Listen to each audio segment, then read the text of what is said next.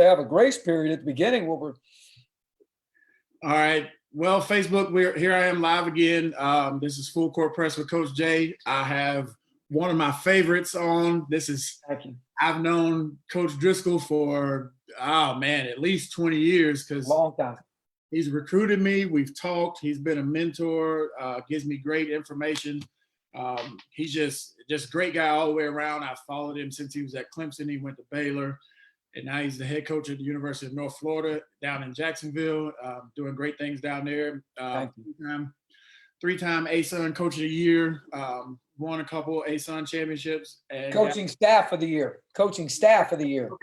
ASUN Coaching Staff of the Year. So, Coach, I'm going to ask you a funny question first to begin with, and then we'll just – Wait, before you ask me a funny question, what's really crazy is when you get to be 55 and you get to be 30 plus years in the business, now we have guys that you've coached, either their children, who yesterday a guy from Clemson, or our high school coaches and have players, one of our guys from Baylor, right, or even the guy who was your best friend growing up. Your best friend growing up, his nephew is really, really good. And so as you get older, sometimes the recruiting becomes a little bit different. So I'm glad that we've known each other for so long and really have a high level of respect in the sense that you've really have been able to separate when things are professional or when things are more personal or where it's something where you needed some advice for whatever reason, right? Whether it be from a mentor standpoint or even an elder, someone that's a little bit older, and you're just trying to seek some wise counsel. Over the years, you and I have gone through that, and I think that's shown through in your maturity and as you've gone through it. And the other thing is, you've had a lot of disappointments, like all of us, where you didn't get certain things, or you tried to went after things hard, or maybe thought you were the person. Off the top of my head, when I didn't get St. Francis, PA, right, it was huge to me, especially after what we just went through at Baylor. But I thought you've really done a great job handling all that and understanding, what's at hand, so to speak. And as you move forward, just continually to be you. Because I think when genuine relationships continue to blossom, I think everything else will take care of itself. Yes, sir. So go ahead, funny. Go ahead, give me something funny. I will. I appreciate you for being there for me. So you've been coaching for a long time. So we're really gonna we're really gonna keep this age stuff going, aren't we? Okay, I'll leave that alone. But at what point in your career, maybe it was early on, did you find out you took that first butt whooping and it was like, man, this coaching stuff is real. I gotta work at this. It's not just gonna be a gimme. As a coach? As a coach. So I've coached at every level. Right. And I was 24 years old, and I was at a gas station, stop and go. And the basketball coach was looking for a JV coach at my alma mater. And I do not have my degree. And I've always wanted to coach. I've loved basketball. I had been to college, but I had left because I paid for my own school coming out of school, and I didn't do very well my first semester. And I got into the workforce, and I was a really good worker. McDonald's, I became a manager like that, and I was selling cars. I mean, I was a really good worker, and I was making a lot of money. So what I thought was a lot of money. And I thought, man, but I really loved hoops. So anyways, I take this JV job, and now it's December. Coach does something he shouldn't do, and he gets fired. So they tell me I'm going to be the head coach of the high school team. So I went from being nothing, and 2 months later, I'm the head coach of my alma mater. Right. So we finished that year, whatever. And the next year comes, and I stay, and we're really, really, really young, and we're not very good. We're bad. We're really bad. We lose, Coach, and I want to make sure I got the number right. Yeah, I'm going to be close. Okay. We lose by 60 plus to this team. And understand now, I'm only 25 years old. Right. So obviously I have a little different temper. I wasn't Jesus Christ wasn't my Lord and Savior at the time. I thought I was going to heaven until I realized what that really meant, and I had some shortcomings. But nonetheless, we get whooped. And while we're shaking hands in the line, remember, I'm 25 now. I'm out playing all the time. Right. And I'd love to go downtown Pittsburgh and play. I'd love to go across the bridge and play. I wasn't just playing. Like, this is back in the day when people played. Right. So the guys shaking my hands, seniors on the other team, they're really good. I think they ended up losing or winning states that year. And they know me because I played pickup with them. Right. And they're like, man, coach, hey, sorry about this, man. Hey, man, sorry about this, man. Hey, by the way, we got rid of the word sorry in our program. We use the word I apologize. We tell our guys, like, when you run over a cat or you hit somebody on purpose, or if somebody dies, be Right. sorry. But you're really not sorry for throwing that pass. I apologize. I'll get you better next time. But anyways, so they're apologizing to me. So we get done. And I don't know why I did it, but I kept the book. I kept the scorebook. So fast forward, let's see, this would have been about 94. So that would have been like 80. That would have been like 88. That'd have been like 89, probably 89, let's say. Okay. So fast forward like 5 years. Now I'm at my school where I'm an elementary teacher.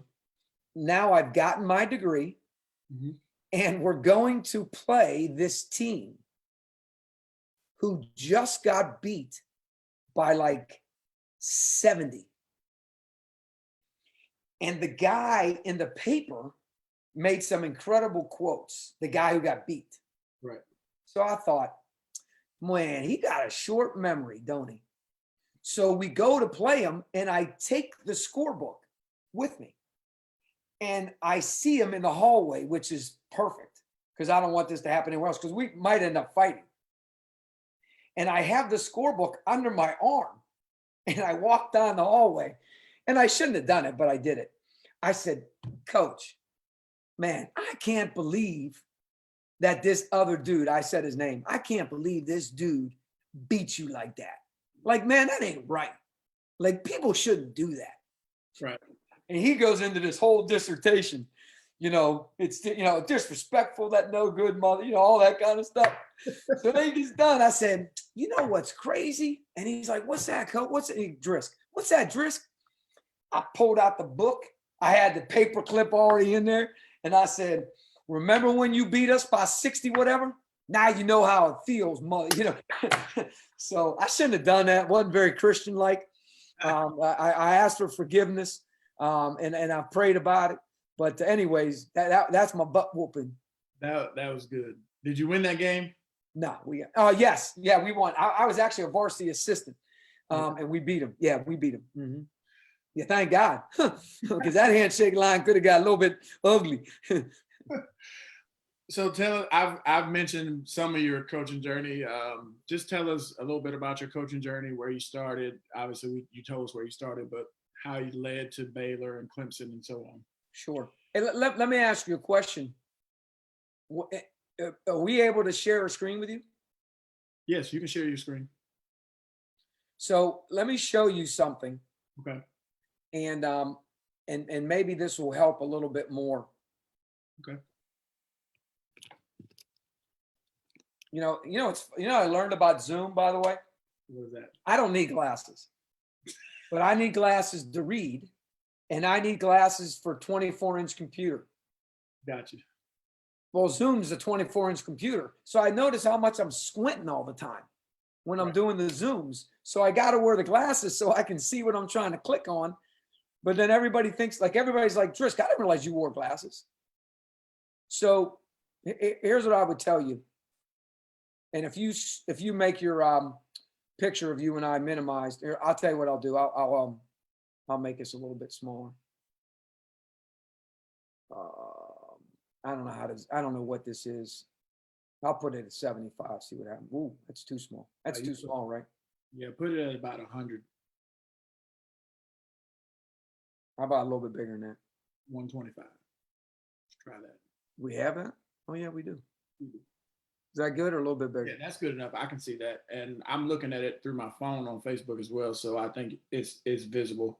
How's that? Yeah, that's good right there. Okay.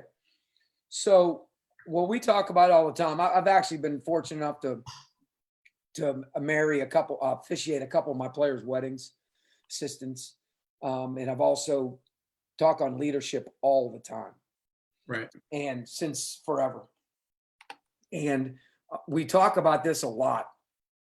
And coach, when you ask that question, like, where'd you come from? What'd you do? Like putting dots on a map, in this case, I use stars, but when you put dots on a map, it's really important to your life.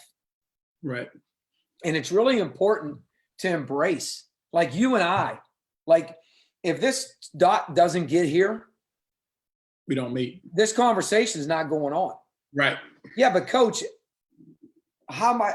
what, it doesn't matter. What matters is that you embrace where your feet are planted. What matters is you have a genuine concern to treat people the way they want to be treated. And then all of a sudden, all this stuff makes sense. So for instance, I did the high school thing I was telling you about. Right. Then I told you about, I was a varsity assistant at this school up here in Zelienople, PA. Okay. I also went to junior college at Butler, PA. While I was there, I did my student teaching here because my JUCO coach said, if you do that, you'll get a job because you're a male in elementary. He was 100% right. But to get to him, coach, is another funny story. Like we could do a whole segment on this whole map. Like I'm managing McDonald's without a degree. And a guy that used to torch me walked in the store and needed a job. And I hired him. And one day he said, I'm going up to this JUCO because I'm going to go back to school. And I said, man, I've always wanted to go back to school. And why don't you come with me? And I end up going with him. And there's funny stories about that. But I end up going to JUCO with him. He was my roommate. My brother committed suicide. Praise God, he was there. And then because of that, I met the head coach at Slippery Rock because I worked his camp once. And later on, when I get my degree and now I'm coaching here, a job opens in Pittsburgh, a Division III basketball job, coach. How is a guy who's a JV high school coach who's never coached college, how is he going to get a Division III high school job or college job? Right. He can't get that. It's impossible. However, You got it. well, the paper was on strike. So back then there wasn't all the internet stuff. This is 94. Right. And my junior college coach, my assistant junior college coach, by the way, I played there and came back and was an assistant for 1 year. My assistant junior college coach was one of the greatest players that ever played there. So he makes some phone calls. He gets me an interview. They love me in the interview. And coach, I get the job, but you know what I do? I turn it down. I take the job for 24 hours because my AD at my high school I was coaching at got mad at me and told me, I got you this teaching job. And I'm one of those guys that's got one of those kind of hearts. And I thought, oh my goodness, I made a horrible, I just ruined my life. Like I can't lose this teaching job because this job was paying $4,000. So I called the lady back. I said, I can't take it. Well, then I find out I didn't do the right thing, Jamal. I didn't seek wise counsel. Right. And I didn't. So anyways, I go to my principal and I said, listen, can I ask you a question? Did you hire me because I'm a basketball coach or a teacher? She said, I don't care what you do after 3:30. I care what you do between 8 and 3:30. And you teach those kids and you love those kids. And then what you do on your own time, that's what you do. Just make sure it's legal. So I got mad. I walked into the AD's office and I said, I quit. I'm not being a JV coach no more. You lied to me. I'm done. Right. So I called my JUCO coach. What do? He said, call Kim. He had a guy. Do you know a guy named Mike Wilson? Heard the name. Mike Wilson was an unbelievable coach. He just took a job with the Wizards. He left and went to the Wizards. So he had an opening. I took the job. Long story short, the guy who took the job at the college that I got offered the year before was able to recruit for a year, but there was no games, and then they were going to play. So I'm with this guy now. It's the next year. I start with Slippery Rock in July. I'm there July, August, September. The guy in October leaves. The AD, I wrote the AD a letter and told her I made a horrible mistake. And sure enough, she calls me and says, hey, the job's open again. We want to hire you. That's how I got the job. What's the name of that school? LaRoche College. LaRoche. Okay. Which is where my best friend died on the court in 2010. He was my assistant, best man at my wedding. And the guy there now who just led him to the NCAA tournament again as a Division III team played for me. He actually, when I was up here, coach, at this star, he was in our biddy ball program. Wow. And when I got the job at LaRoche, we signed him. I coached him 2 years and then I went to Wyoming. However, go backwards. When I was a high school coach up here, the one I ended up quitting, right? We took our team to team camp at Providence. While I was at team camp at Providence, Larry Scheid and I struck up a relationship. Rick Barnes was the coach. Dennis Felton was the assistant. Yes, sir. So no, wait. I can't remember if Dennis was there or not. He ended up. Dennis was there. Yeah, Dennis was there. Yeah, because he came to Clemson with you guys. Yeah, so Dennis was there. So anyways, coach and I, so while I'm a high school coach and I strike this relationship. Well, when I become a Division III coach, every time coach comes to Pittsburgh, I'm taking him to 5-star camp and I'm taking him to Cal PA and we just have a relationship. He's the godfather of my youngest son. So when they get the Clemson job, I start working Clemson camp. And now I'm starting to, like one of our greatest players to ever play here, his high school coach was a JV coach and used to come to team camp in 1994 at Clemson when I used to work it when I was at LaRoche. And he called me when I was at UNF, my first year. He said, Coach, I got this kid. You don't have to recruit him. He's yours. If you want him, he's yours. He ended up scoring 1,300 points for us. But again, I embraced where my feet were planted. I treated people the way they want to be treated. I'm going to disappoint people. I know that. And things aren't going to always go your way. But at least I'm going to be real and I'm going to be honest. And because of this, just to fast forward for your question, because there's a lot of stuff involved in this. Well, when I'm here, by the way, when I'm up here teaching, this is also where I meet my wife. Nice. Because the kid walked into McDonald's and said, I'm at this JUCO. How about that? If he don't walk into the McDonald's at my age of 20, I'm not going to this JUCO. And by the way, we had the best, cleanest bathrooms in McDonald's, so it was awesome. But right here, Coach. So Coach Shia told me, you really need to be the assistant on the assistant coaches committee. So I got on it. Well, I embraced it and I really was passionate about it. I wanted to make a difference in college basketball. Right. That year was the year that Final Four was in Minneapolis. So not this time, but the last time. So I go to the Final Four and I'm at the Final Four. Oh, wait, hold on a second. Backpedal. So I'm at Pittsburgh at LaRoche College. Mm-hmm. Coach Shyatt is at Clemson now as an assistant. He takes the Marshall job for about 9 hours. Well, the AD at Marshall is going to leave and take the AD job at Wyoming. Right. So he tells Coach, listen, Coach, I'm leaving to take a job somewhere else. Well, Coach Shyatt decides I'm not going to take the job. Okay. So he goes back to Clemson as an assistant.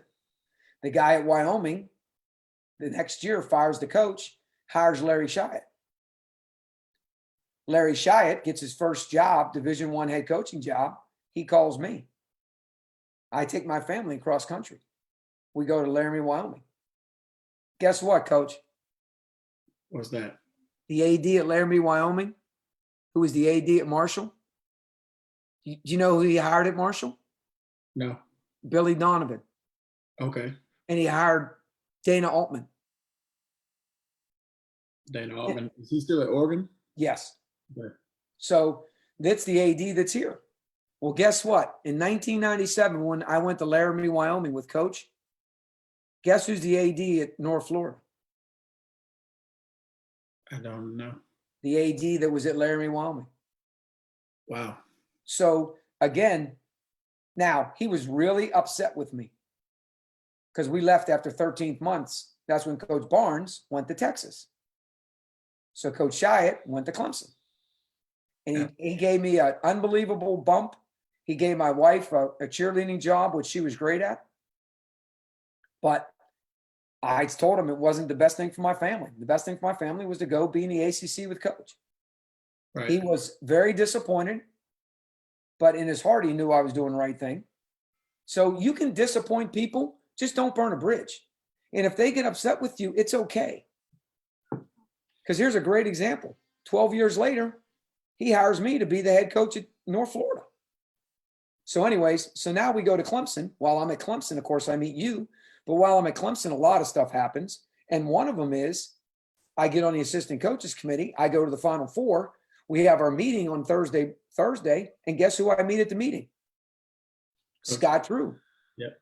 At Valparaiso. Never met Scott before in my life. He was the head coach of Valparaiso.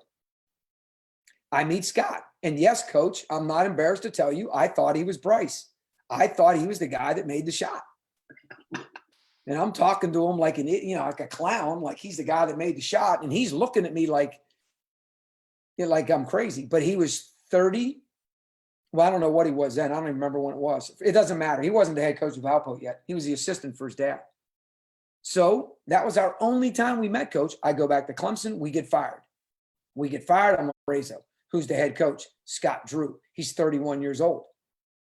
And he's been told by his AD, you got to hire an older guy. I'm 39. Bada bing, bada boom. Long story short, and some funny stories, I become the assistant in Valparaiso. The thing that really attracted me to Coach was he wanted to be a high major coach. He wanted to continue their greatness and become a high major coach, which his dad turned down many opportunities. Right. So that to me was exciting because I knew that he wasn't just trying to live in his daddy's shadow. Right. That excited me. So you know how long I was there as an assistant? 2 years. 7 weeks. Wow. So this is 2003, by the way. In Waco, Texas, one player is murdering another player. Yes. Remember? Yes.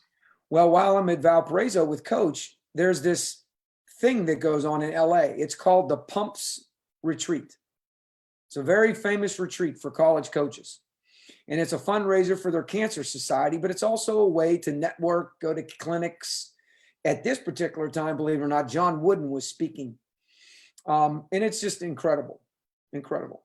So I told Coach Drew, if you really want to do what you said you wanted to do, you got to come with me to this. I can get you in this because of Larry Chiat and Scott Duncan from Clemson. I had a relationship with the Pumps. So I was actually at a couple of these in the previous years.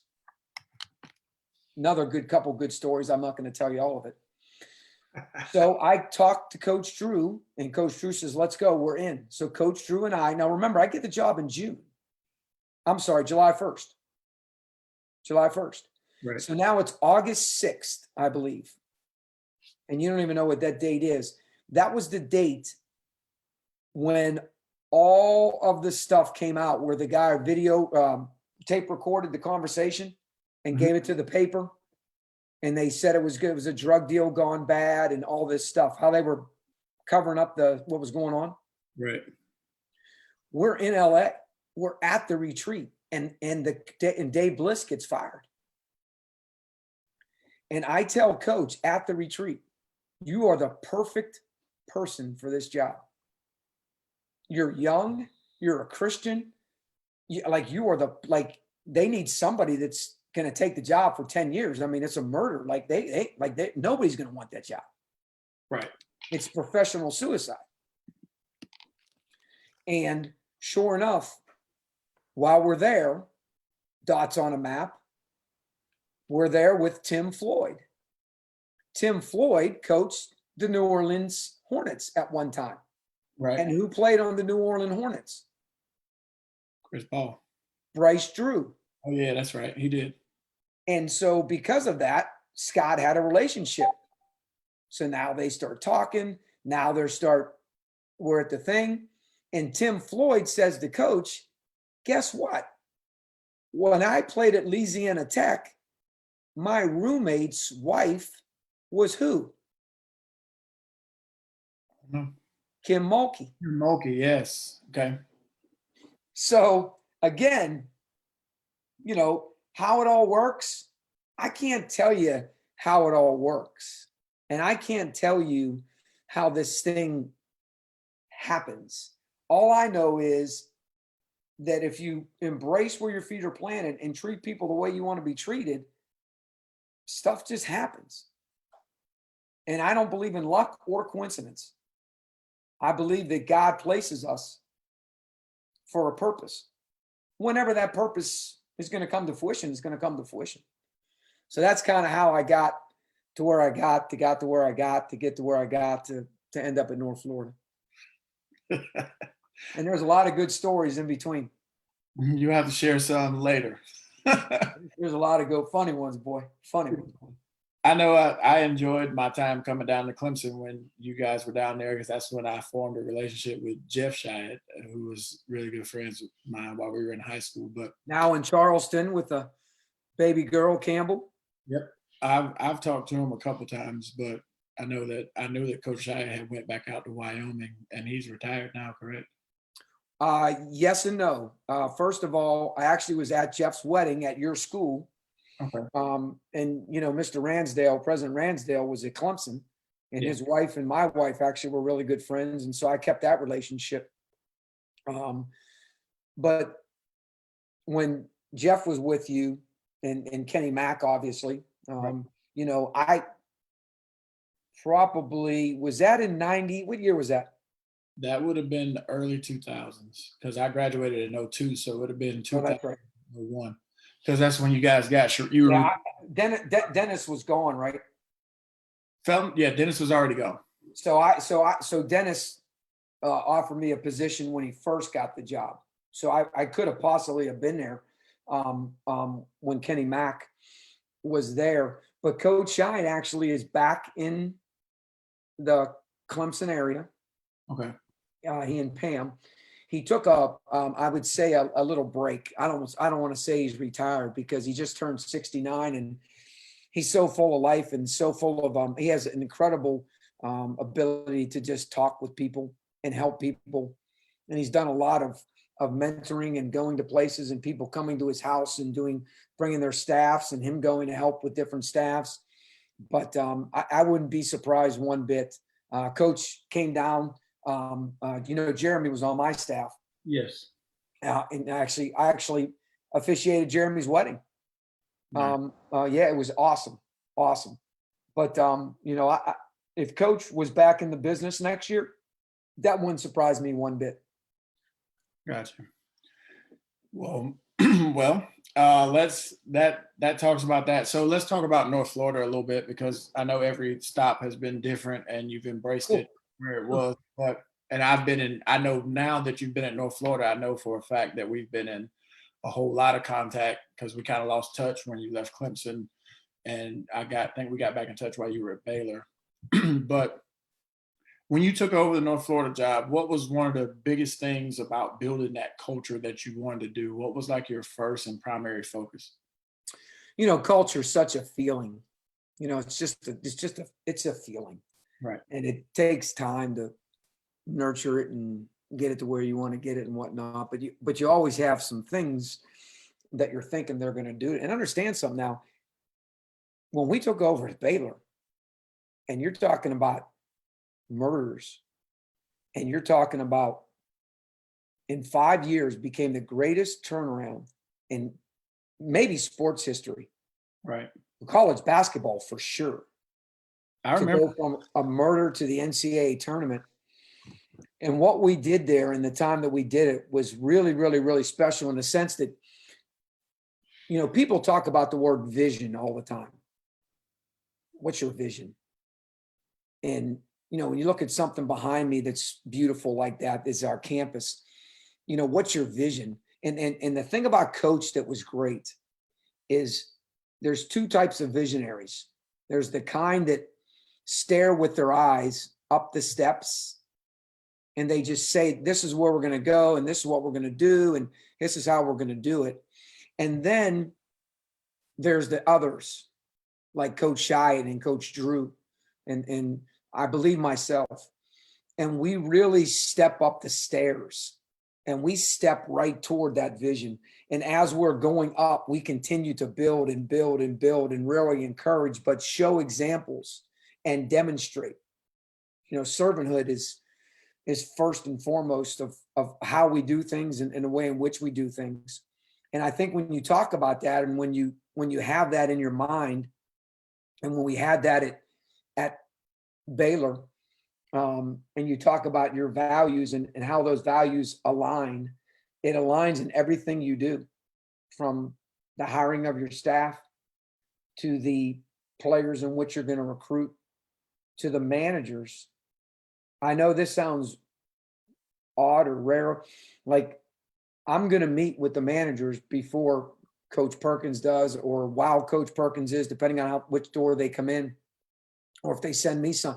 Like, I'm going to talk to them, because we're not just going to have anyone that just wants to come, whatever. Like, and our guys don't get paid any money. We have 9 of them, Coach. We have 9 managers, GAs, who get no money and are invested like there's no tomorrow. But again, we treat people the way you want to be treated, and yada, yada, yada. But when you have something like that, this number one is we tell our guys all the time, mere talk will lead to poverty. Right.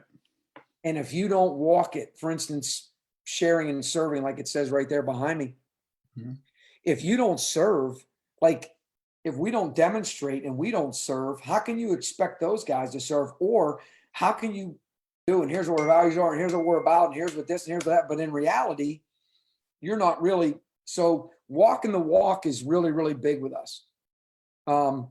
We don't cuss. And it doesn't mean guys don't make mistakes. If you do, you get punished. 10 push-ups isn't a big deal.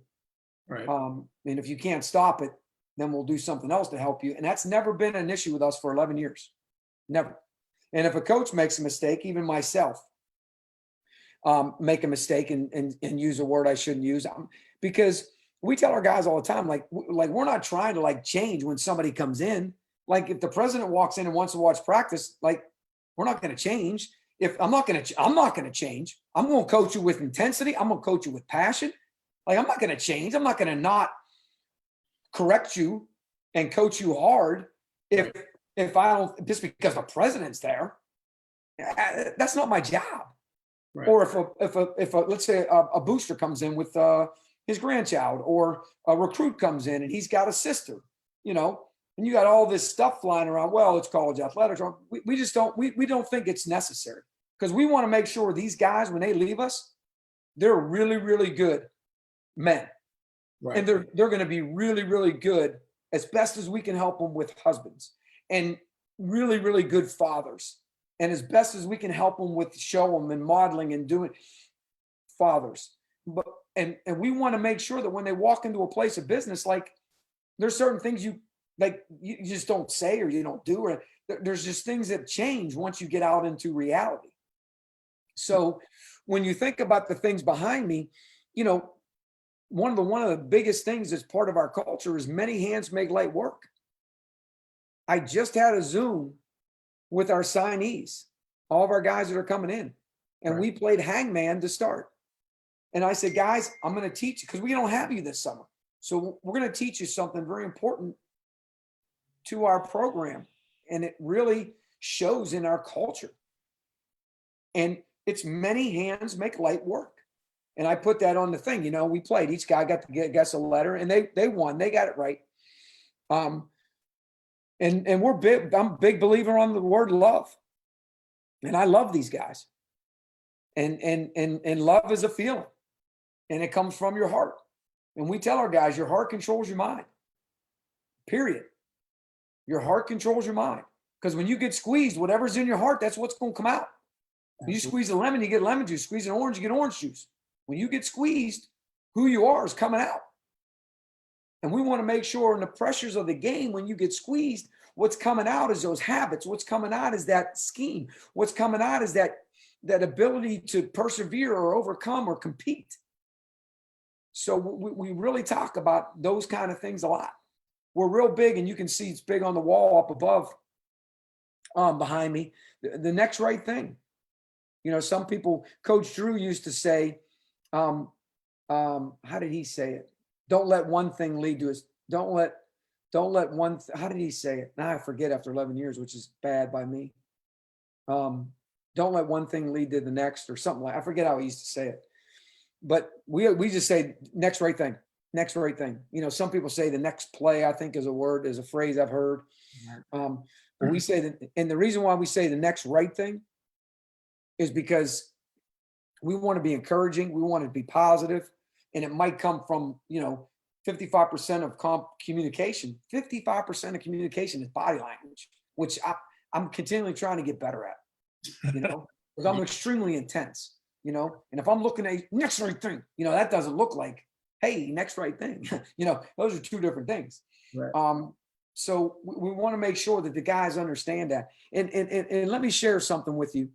Okay. And show you something briefly. It's about 11 seconds, maybe not quite that much. And basically, long story short, Coach, like you say to me, well, what does culture look like? You said it's a feeling. Well, let me ask you a question.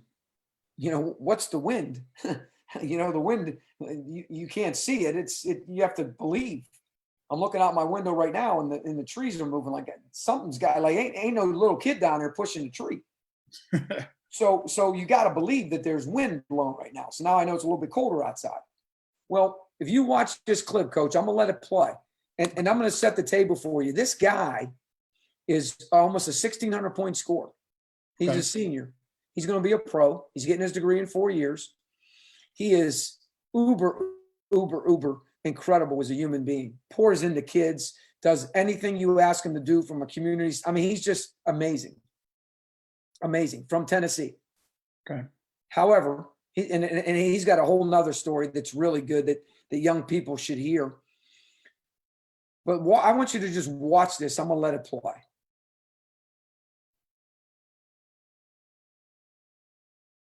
I'm going to rewind that, and I'm going to let it do it again. So to me, that's culture. That's culture.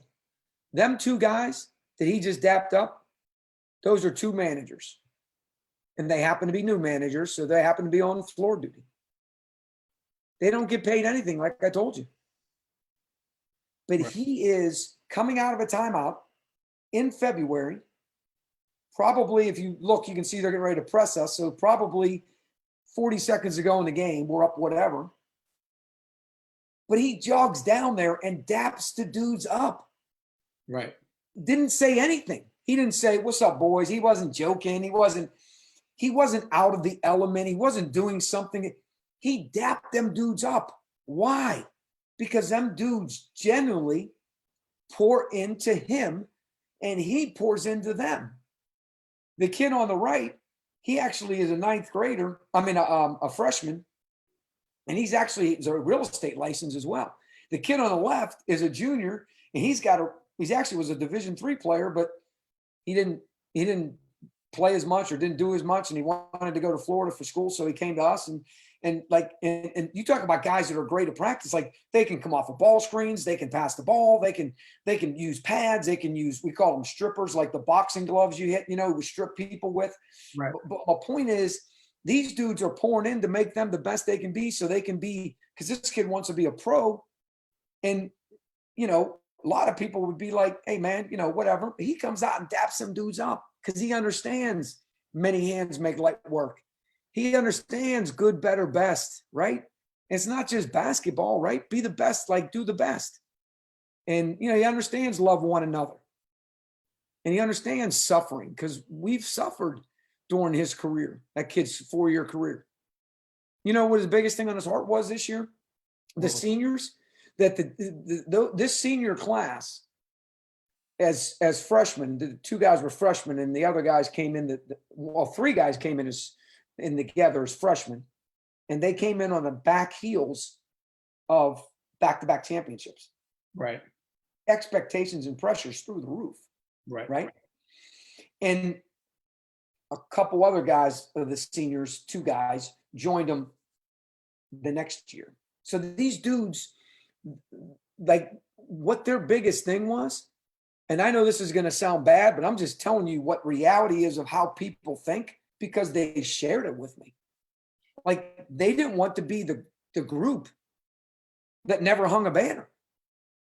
And I'm talking about, we have 4,000, we're losing 6,000 points. And, wow. and they, all these dudes cared about is, like, their legacy was going to be, oh, you're the group that stopped hanging a banner, because you never hung a banner. And what's awesome is, because we were the championships of the A-Sun, they got to hang a banner. They get to get another ring. And what's even better is, these 7 new dudes coming in, they get the same pressures that these guys got, because now the expectations are, y'all need to hang a banner. So you talk about culture, and what's crazy is like, the guys before them who won them championships, they poured into these guys. They're always around. They're either working camp or they're getting rehab. 4 of them play overseas, or they live in town. They're coaching, so they come to the games. So now we're 11th season, believe it or not, which is crazy. Going into our 12th season. So my point to you is, when you use that word culture, or when that buzzword is out there, it's part of how you address and how you perceive, and then how you manage everything. I'll give you a good example. If you don't surround yourself with people that are going to be real and genuine with you, you're making a huge mistake. Huge mistake. When Wajidu Minu, who is Al Farouk Aminu's brother for the Orlando Magic, played Wake Forest, who he is. Yep. His brother plays for us. Nice. His brother was freshman of the year for us. Freshman of the year. He's all-time leader in blocks, all-time leader in rebound, scored like 1,200 points or something like that, whatever. I don't even know what it is. Over 1,000, whatever it was. Unbelievable human being. I mean, incredible human being. He's a way better human being than he is a player. Coach, I didn't want him. And he knows this story. I've said this publicly a lot. Right. I didn't want him, Coach. I saw him in the summer. We offered him as a junior because I loved him. Then I saw him the next summer, and I was like, and I didn't see him. I saw him because he was there. I was really focused on what you just said off camera about James Harden. Yeah. I was locked into these 2 dudes, but he was on the same circuit. So instead of me actually going and physically, watching, I kept seeing him maybe 2 courts away. And every time I looked over, or every time I had a chance to see him, it wasn't good. And now I got this deal, right? So I said to the staff, like, I don't want him. We're not taking him. But coach, we can get him. I said, well, hold on a second. You want him? Yep. You want him? Yep. You want him? Yep. Okay. So now it's 4-1. So this is where you got to be smart, though. If you're the one, maybe you're wrong. Right. Now, if I'm not, and if I go through this next process, then we walk out of this. We're a team. Like, everybody's on the same page. I said, bring him to elite camp. Have him come down if he can. We got some unbelievable talent. They're coming in. We always do. And we'll see. And the rest is history. I gave him one of the biggest hugs you can ever give somebody and told him, man, I love you. I think you'd be great for us. And he came. And my point is, that's part of culture, though. That's part of what it says up there when it talks about the being together as a team. And you suffer together, but you also celebrate together. Right. Excuse me. So I hope I answered your question. Oh, no, that was good. So I'm looking at the screen in the back. I see toughness, teamwork, and together. Is that right above many hands make light work? So is the toughness, the teamwork, and togetherness probably an identity of your team? Because I know you as a coach, so I've seen your teams play, but people that are watching may have not seen your teams play.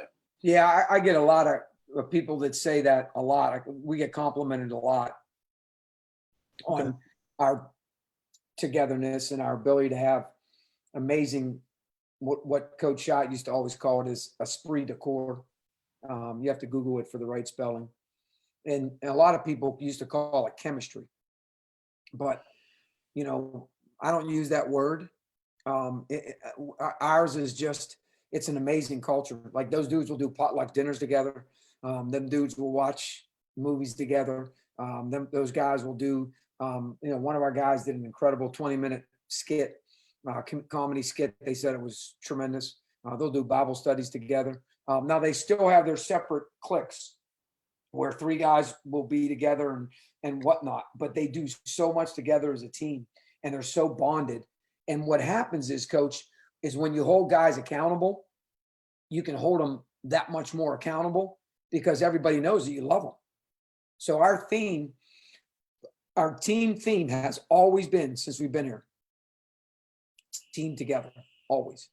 When we break the huddle, we always say team together. However, I'm going to say our first championship year, maybe we changed it. No, I didn't change it because I wouldn't let them change it. They said, Coach, we want to say something else. I said, that's awesome. You can say it after we say team together. And that was our first championship year, I believe. Right. Or the year before. And they would say family. And they go 1, 2, 3 family. And we've been doing that ever since. So that's their guy. I mean, that's theirs. They own that. They're the ones that want to do that. So when you talk about team together and you talk about that, the toughness and the toughness, everybody thinks toughness is, can you come out of a fight against Conor McGregor? Well, I mean, that's not very smart actually going in the ring against Conor McGregor. But toughness is really the ability to do things that you don't want to do at times that you really don't want to do them. Martin Luther King said it best. When everything's going well for you, when things are comfortable for you, and it's easy to the true test of a man, the true measure of a man is what he says. Yes. When those times come, when everything is comfortable, I mean, it's easy. Like being average is easy, but average gets you beat. Nobody pays for average, right? My wife says normal is only a setting on a washing machine. Like nothing's normal. And if you want to win 3 championships in 6 years and be one of only 27 teams in the country that can say that, in the last 6 years, you've won 3 or more regular season championships. Like it's not easy, right? And then what does Martin Luther King go on to say? He goes on to say, you can judge his measure of a man is how he handles himself in times of challenges or controversy. Right. Right? Not comfort and convenience, like he says at the beginning. Right. It's challenges and controversies. Well, that's what toughness is the ability to do that. And we work through that and we talk through that. And obviously I coach the guys hard at times when they need to be coached hard, but I don't do it personally. I do it because number one, our job is to win. If we don't win, we get fired. Right. Number 2, probably we think you have way more potential or more talent than you do. But you've got to understand that and you've got to push yourself and you've got to get through all those things. But because of our esprit de corps, when that challenging times come and controversies come, 2 years ago, we lost 6 games in a row in the league. Wow. 6 in a row. 6 in a row. And then we flipped it and won 7 in a row. We were hotter than hot.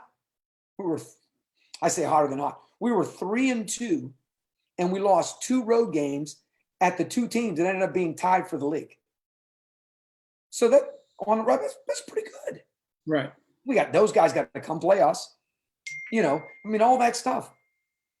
and we're coming home. We got 2 home games in a row, and we're coming home to play 2 in a row. We could be 5-2 going to Gulf Coast, who we had beaten at home. So we're feeling pretty good. Next thing you know, we lose on the last second shot. We lose on the last second shot. We go down to Gulf Coast. We got our tails between our legs.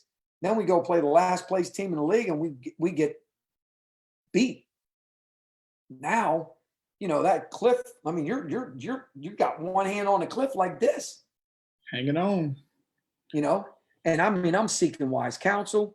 I'm talking to the guys. How you holding each other accountable. That like that's tough.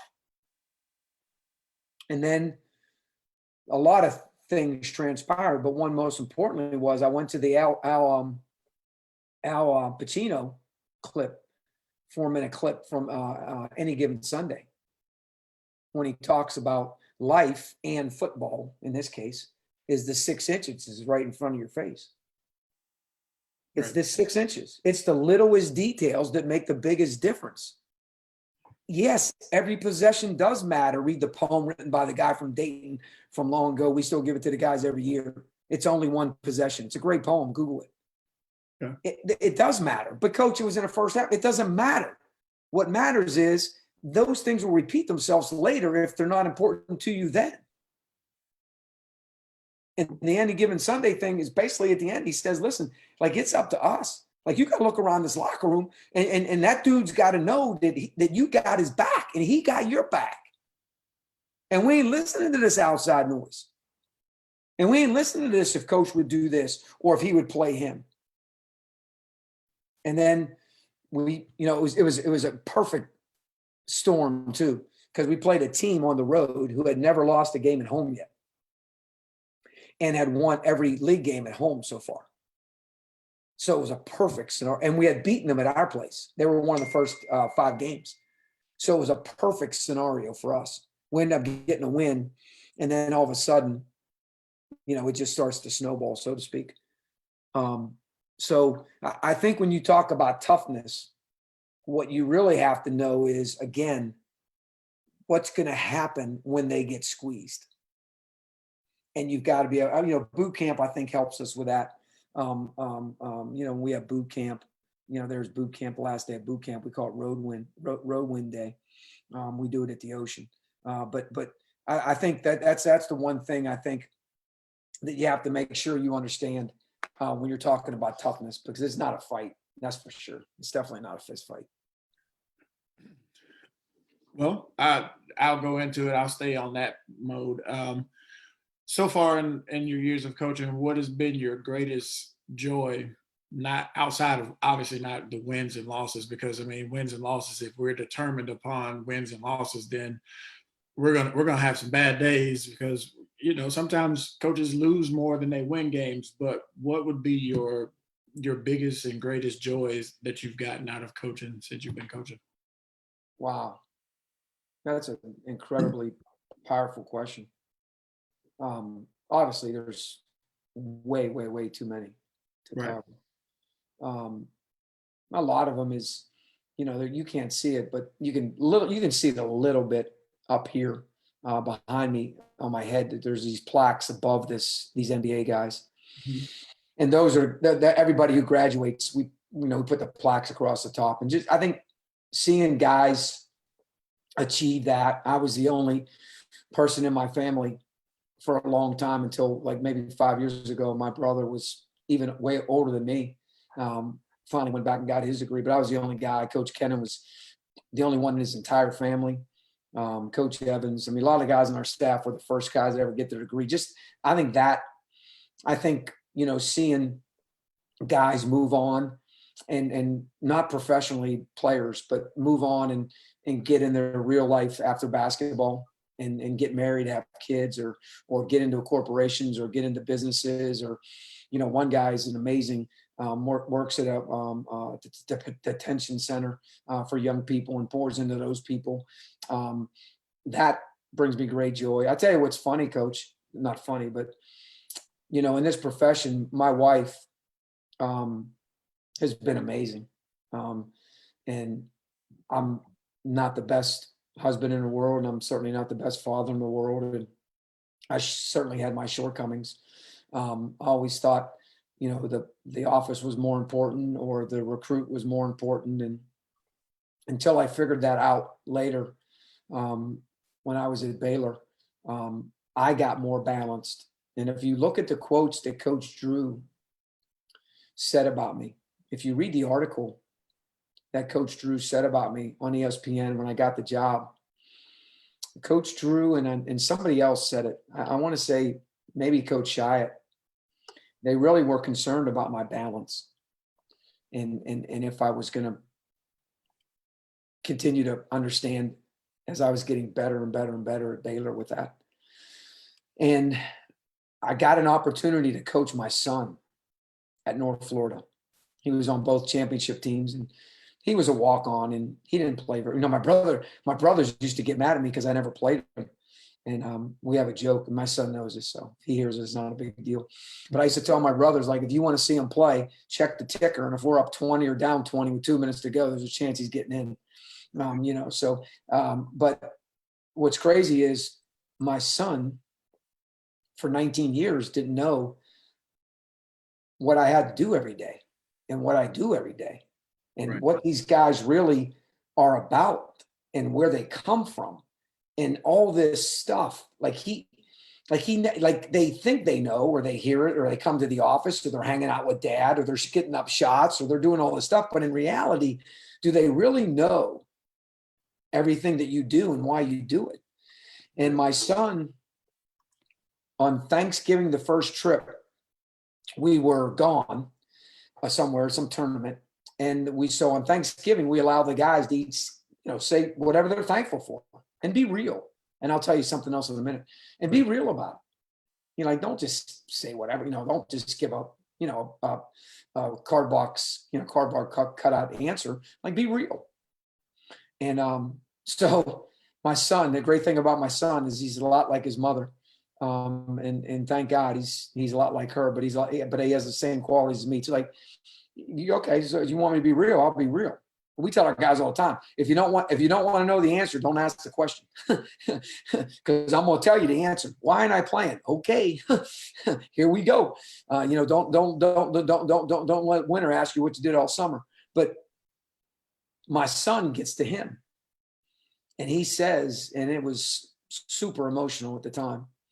He says, "This is the first time I've had Thanksgiving dinner with my dad that I can remember." Wow. And like, as the coach, you're up there saying, like, what do you say? But again, you just don't realize it. One of the things we do that really helps our culture, and I think really helps our esprit de corps and togetherness. We've been doing this for years. I learned this at a Christian men's college retreat, probably in 13. It was 2013, I think. Actually, it was the first time I ever spent a lot of time with Dave Bliss. It was crazy. That's a whole nother episode. But while I was there, a coach told me about something. And John Gordon talks about it a lot now, because he talks about it, and Dabo's used it, and other people have used it. And they usually do 3 parts of it, but we do 5. So anyways, we actually did it when we won a championship. And it's called the Family Series. And it's basically the 5 H's. And it starts off with your history. Then you have to tell a heartache. Then you have to tell it starts off with your history. Then you have to tell a highlight. Then you have to tell a heartache. And then you have to tell your hero. And then you have to say your hope. So history, highlight, heartache, hero, hope. We did it this year. We do it, we do it, and we do it differently sometimes. And when we had back-to-back championship teams, we had so many guys on the team for so long, we only let the new guys do it. And then we did something different for the rest of the guys. But anyways, it's amazing, Coach, what you find out that you have no clue. And I'm going to tell you just one story. So we had a kid on our team that was homeless.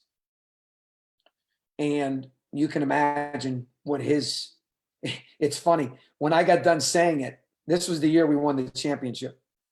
When I got done saying it, he was a sophomore. So it must have been the first year we did it. Yeah, it was the first year we did it. He was a sophomore. He says, he texted me right after practice because I introduced it. Here's what I did. One of our assistants was going through a tough time. So I said, listen, why don't you explain the tough time, demonstrating what the family series is going to look like? Because we have the coaches do it, trainers do it, senior managers do it. This year, one of our senior managers was amazing about how he was bullied. It was amazing, tearful, like the guys are in tears. And I believe this is one of the reasons why we win. We have that much togetherness. So my assistant demonstrates it, and it was brutal. He was going through some tough things. And so I get a text after that meeting, and it's from this kid, and he says, Coach, can I go first? And I said, well, I told you I'm going to kind of pick guys. And I randomly picked them, Coach. I did not do anything on purpose. I only picked guys based on what came on my heart. Okay. And so anyways, I said, yeah. And I knew he was really, he wanted to just do it. And it's just his personality. So I said, yeah, you can do it. So one of the kids was homeless. He did it. And then another kid that had a really, really tough life. As a matter of fact, he opened up to me on his visit in front of his mother. We all cried. And later his mother said, he's never done that to another male before, which was a really cool thing. Wow. So now those guys do their stories, tough lives, tough fathers, tough, all that stuff. And our trainer goes. So our trainer says this, Coach. So people have been talking about divorce now a lot. So our trainer goes, and Coach, I'm telling you now, like it's emotional now. Our trainer says, my heartache, he said, Coach, can my heartache and my highlight be the same thing? And I'm like, come on, man. And that's exactly what I said. Come on, man. And then I said, of course, it's your story, whatever you want. He said, my heartache is my parents divorced when I was young. He said, but my highlight is, and he kind of looked at the whole team and went like this. He said, but unlike you, they both remarried. And I have 4 incredible parents. 4. And some of you have none. And next thing you know, I'm getting emotional right now. And next thing you know, like people are crying. And he was just explaining who he is and where he comes from and what he's about, just in that little bit right there. Fast forward, incredible stories. The very last guy that I chose was this guy right here, the Denver Nuggets guy. And he was a sophomore. And I didn't do it on purpose. It just happened. Coach, this is how good God is. What was the 4th H real quick? I'm just history, heartache, history, heartache, highlight, okay. Hero. Hero. And okay. All right, I just had to get the hero part. Okay, I'm ready. This kid goes last. Now understand something. He's the all-time leading scorer in the history of Division I basketball in the state of Florida. Wow. History, ever. This kid plays for us. He's a sophomore then. He's basically like, obviously he's great. This is the year we won our first championship. This guy is going to be the last one to go. And Coach, I'm telling you, God just puts it on my heart. So it's on Saturday. I'll never forget it. It's on Friday before we play the last regular season home league game. Okay. Mm-hmm. And then on Tuesday, we play our first tournament game. This is important. So he goes on Friday and he does his deal. And in the middle of his deal, he says, listen, and he didn't tell me this either. And we're really close. He says, none of y'all know this, but nobody believed in this kid. Nobody, except, his parents loved him and they encouraged him. But like he's told the guys, he's like, my uncle loved me and he believed in me. And when I scored 1 point, I scored 1 point in a high school game. I mean, in my high school season, 1 point. He still told me, I'm going to be incredible. I'm going to do this. I'm going to, like, he always believed in me. And he said, because of that, that's why I'm here now. And that's why I do what I do. And I don't play with a chip on my shoulder. All I do is compete, because when I step on the floor, I think I'm better than you. And all I'm going to do is I'm going to compete, and I'm going to, like, that's how it was amazing. Right. So we win the game. We were number 1 seed. We got all home games all the way through. Tuesday comes, coach. I get a phone call. Oh, I'm sorry. And then he says, I haven't told any of you guys. Now he's super close with the kid that's homeless and this other kid that went, one of the first 2 kids that went. Like they're like this. They're thicker than thick. They live together. Right. They were thicker than thick. And he goes, he looks at them all. He says, hey, listen, I didn't tell you all this, but he's in the hospital with pneumonia. So if we could lift him up in prayer, if we can keep him in prayer, I really want him to be okay and to get out. But he's sick, and I haven't told anybody. So we're like, okay, he's sick. He's got pneumonia, whatever. He's 70 years old. He'll be all right. Tuesday comes, coach. I get a phone call 11 o'clock in the morning from his dad. And you know what happened? Right. He died. Now, my brother committed suicide when I played. And all I know is I went back to that moment, and I'm like, so the dad's like, how do you want to handle this? Dallas don't, like, this is going to crush him. I know y'all play tonight, but this is going to crush him. I said, listen, I think what we should do, based on my experience on my brother committing suicide, is let's not tell him until after the game. Right. Let's let him get through the game. Let's let him be him, because what's going to happen is there's going to be an emotional drain that he's going to go through. And that is like, it's just, you've had people pass away. You understand what that's about. Oh, yeah. But for an athlete, and he wants to win a championship, and he's got all these teammates. Like he's one of those kind of guys. So the dad and mom say, yeah, that's great, coach. And I said, listen, we'll bring in his boys that he's thicker than thick with, and we'll tell them all together after the game. Coach, this is a great story. So the game goes on, and we're playing the game, and we're up 30, coach, 30. So I say to the assistants, we got to get Dallas out of the game, because, man, once we tell him after the game, like, he's going to be drained. There's no sense. Let's try to save his energy, because we have to play Thursday. So this is Tuesday. So we're going to play again Thursday. So he's basically going to have 1 day, to kind of process all this stuff. Right. So we're up, whatever. So we pull him out of the game. Oh, I know what happens. He turned the ball over. So I said, this is perfect. So pull him out of the game, and, coach, I'm good. I can still, just sit on and, like, so whatever. So I ain't putting him back in. So the game's going. He's like, trying to talk to the assistants, get back in the game. Now he's sitting next to me. He wants back in the game. But I ain't putting him back in, because I know what's going to transpire. Right. So now they cut it to like 12 or 10, coach, with like 3 minutes to go. And I'm sitting there saying to myself, oh my Lord, what am I doing? What am I going to do? And I'm processing this whole thing the whole time the score is coming down. Like, I'm trying to coach those guys, but I'm trying to, anyways, we win the game by like 14-16, whatever. Bring him in the office, tell him, obviously it's brutal than brutal can be. And Thursday night, he goes for 36. Wow. And we end up winning the championship, and he's got an incredible tattoo that he has in honor of him. But my point is, like, we teach guys to be vulnerable. We teach guys it's okay to, to shed a tear in front of a male. It doesn't mean you're soft. None of that stuff matters. What matters is that you love each other, and that you help each other through whatever it is that you're going through.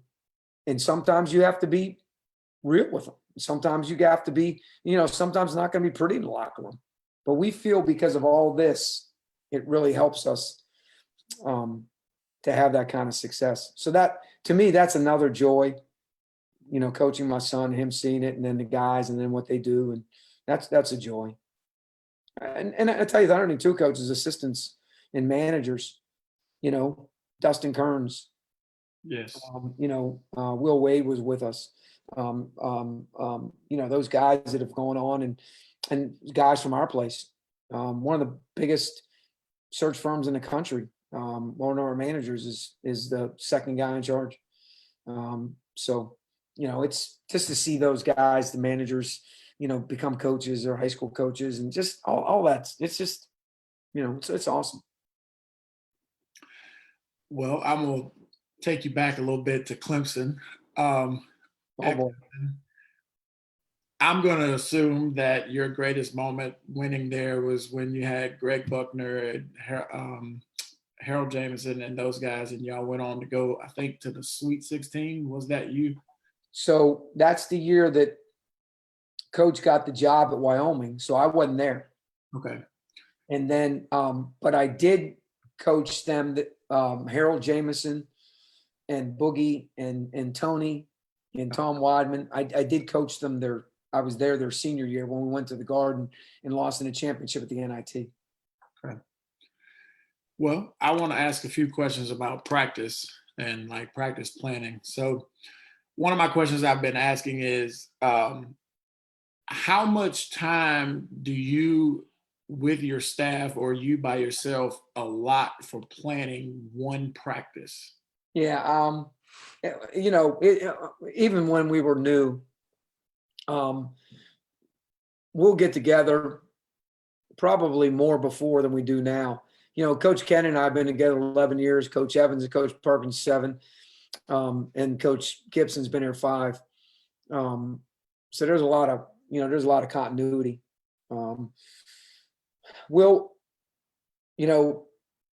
With practice, where you're at in the season is as important. How much hitting you're going to do. So, for instance, on Mondays, Wednesdays, and Saturdays, we'll have our ankles taped. On Tuesdays, we won't. On Fridays, we won't. On Thursdays, we're off. On Sundays, we're off. So we're always taking Thursday and Sunday off.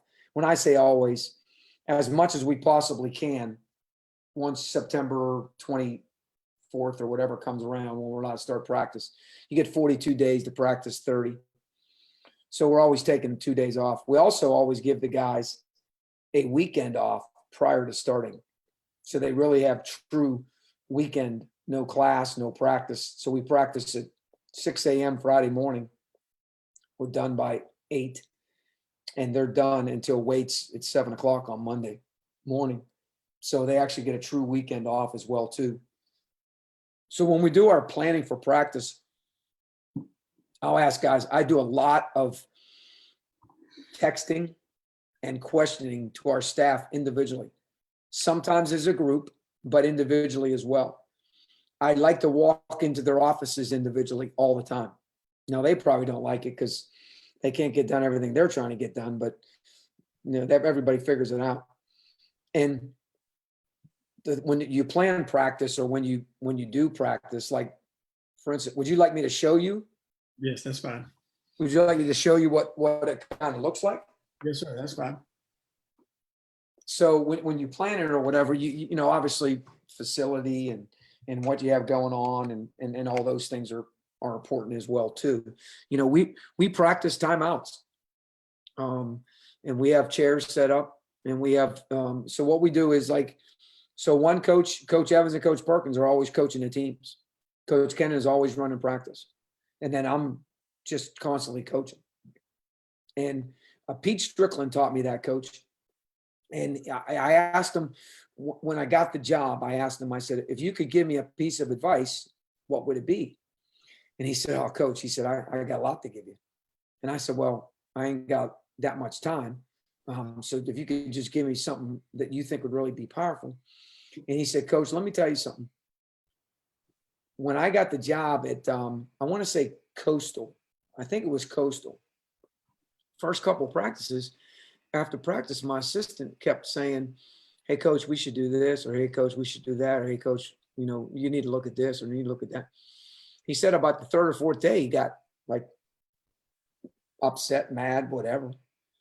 And he said, you think you know everything, and why do you think you know everything? And if he was kind of taken aback by it. And he said, "Coach, oh," I was like, Coach, I understand something. Like, you're running every practice, you're in every drill. I'm standing over here on the sideline, so I'm actually watching, and you're in the middle of it." Right. And I was like, wow. And then I thought back when I was with Coach Shyatt, I did that. I was always orchestrating the practices or organizing from drill to drill and making the passes and doing all that stuff. Now, do I get in some of them? Yeah. Does Coach Shyatt? Yeah. But the majority of them, I ran the practice. So that was really cool to kind of have him say that to me. So here's what I'm going to show you. I'm gonna pull this up. I'm going to share the screen if that's okay with you. That's fine. So while you're getting that together, when you say they're running a practice, you're just walking around from spot to spot just so you can see different things to coach it? Yes. I'll coach both teams. I'm really encouraging guys to play fast. Really encouraging guys to block out. Yeah. So yeah, just I'm coaching whatever. And most of the time, for a long time, we are mixing the teams up every single day. Okay. Until we get done and we're heading in to play our first real game, like even after both of our scrimmage games, we're always mixing the teams up. Always mixing the teams up. So it's just something that we do. So like this is the very, very first practice. So, just typical stuff, kind of stuff you want to go through and what it means to compete. There's a great thing called thick face black heart, which is an awesome. It's from back in the wrestling days back in China. It was like from 1912 or something like that.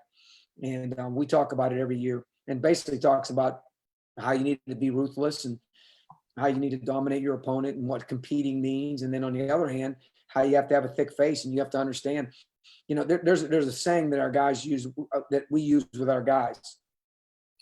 Would you rather be ruined by praise or saved by criticism?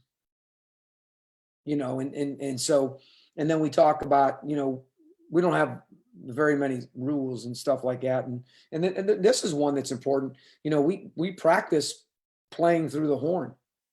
And that's something we practice.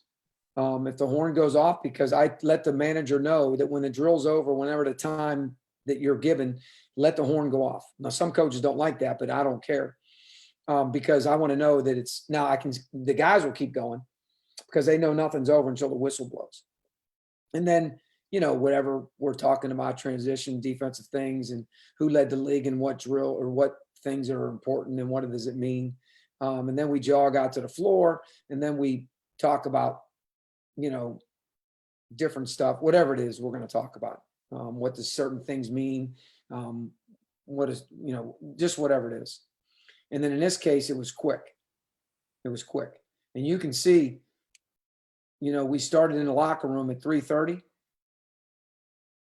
and we were stretching at 5:20. And I don't miss, and I don't like, we're very, very quick. I'm not into wasting time and being long and all that. Like we're really, really, really, really, really efficient. And we don't ever short stretching. And I don't ever say, well, add 10 more. We don't do that. And we count it. We turn it in and count it. And like all the stuff you see in black is when we're competing. So this darkness here. And all I did right here is we just actually played 5-on-5, and we started with, some press or stuff like that. So I guess my point to you is, that's kind of it. And then if you look at the very, very bottom, you can see like, coach has his team, Coach Perkins got his blue team, and Coach Evans has his white team. And then the next day we'll change it. And then the next day we'll change it. And then the next day we'll just keep on changing it and keep on going through it. So that would be an example of that's the very, very first practice. Now, let's say, practice, let's see, practice. This is Monday to practice 61. Now we're in season, and we did video, and I always put extra time, and I don't care how long it takes. Post video of our game against Lipscomb, and then the blue team went and did weights, and the white team went on the floor, and we did all kind of 1 minute passing, ball handling, and then individual development. And then we flip-flopped them. We played some one-on-one. The guards played in the tunnel, the forwards play off the QBT. And then we shot, and then we were done. So basically, when we got on the floor to do weights, we went about an hour, and after stretching, 30 minutes. And you can see it's all in this shooting, it's all together. So again, really quick. And then you can see it says set the clock for 6. Because once we get done stretching and guys want to stay and shoot, they have to be, when the horn goes off at 6, we take the balls and they're done. So if you want to stay and shoot, you better shoot, and you better get done what you want to get done, and you better get out. Because we ain't letting guys just stay out there just to stay out there. So we'll set times. And you got to remember too, at the end of stretch, we might do, some guy might do one of his family series or something like that. Whatever we got to share with the guys. So, when you ask the question, like, how do you break it up or how do you do it?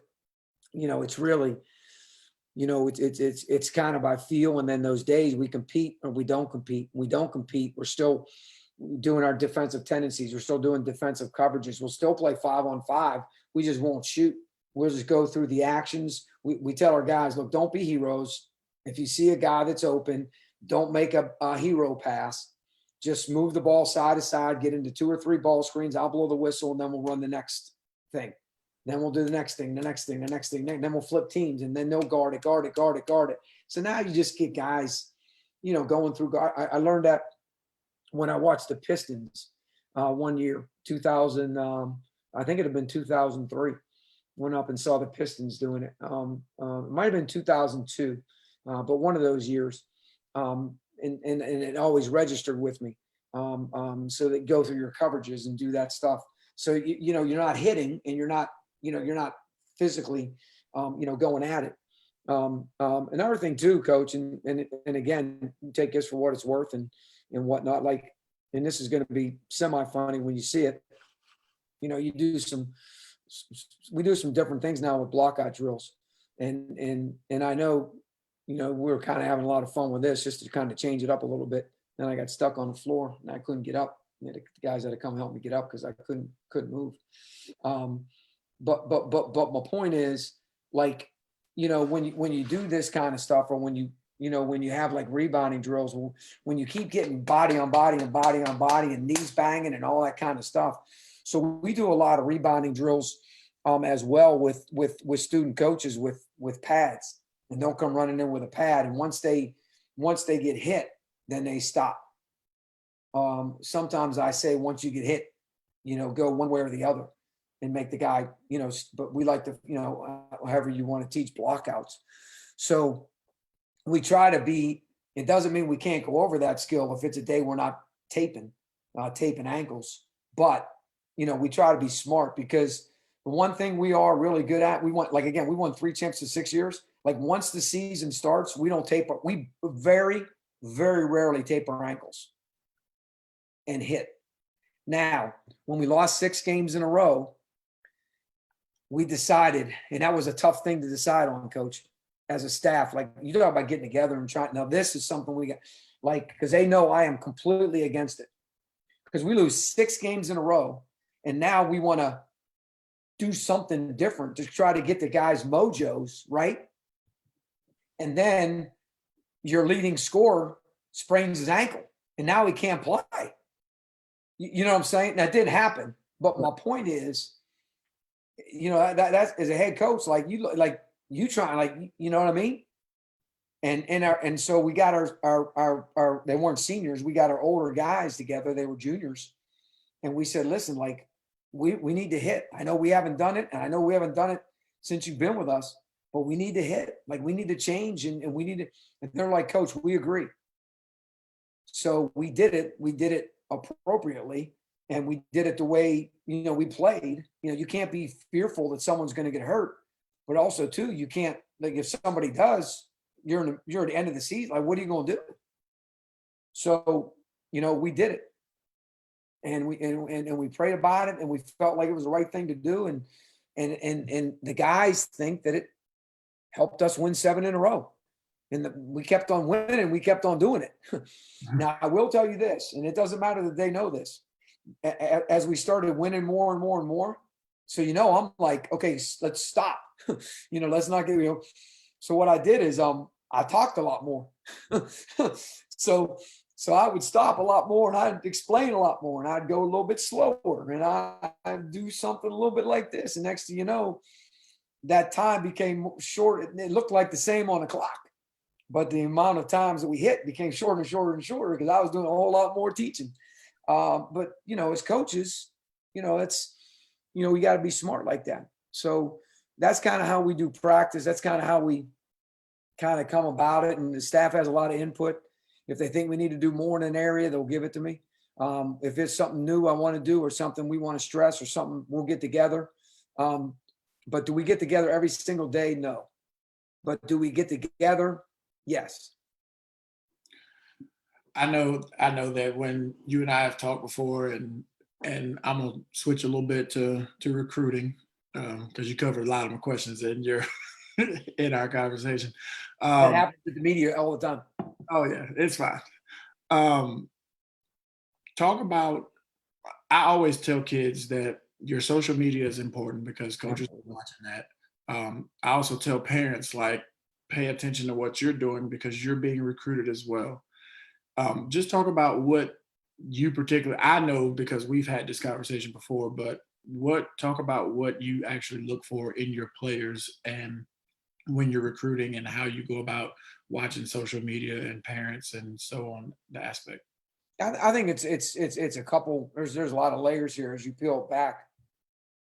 The one thing, obviously, if you look at our values and you talk about character, not characters, the one thing is we really watch how they come into the gym, how they sit in the stands, how they collaborate with whoever they collaborate with.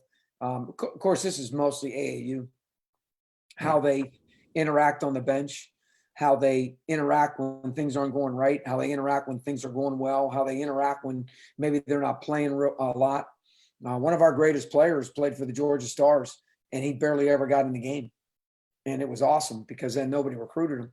He ended up being the MVP of the championship team that led us to the NCAA tournament. One of the greatest players ever played for us. But so that part, I don't think kids really truly understand.